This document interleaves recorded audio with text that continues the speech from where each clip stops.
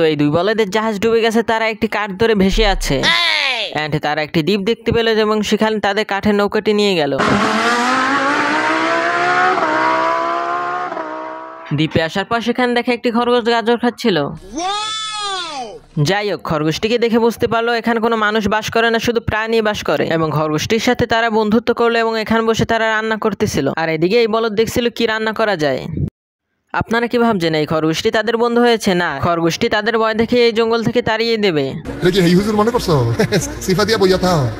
এদিকে খরগোশটি প্ল্যান করলো যে মুরগি দিয়ে তাদেরকে ভয় দেখাবে এন্ড যখনই তারা মুরগিটা খাবে, হে প্রভু খরগোশটি তো গাছে বসে সুতো দিয়ে লাড়াচ্ছিল মুরগিটাকে। আর এদিকে তো এই দুই বলদের ভয়ে হালুয়া টাইট হয়ে গেছে। খরগোশটির সাথে মুরগিটি বেইমানি করে, মুরগিটি দেখিয়ে দেয় খরগোশটি সব করছে।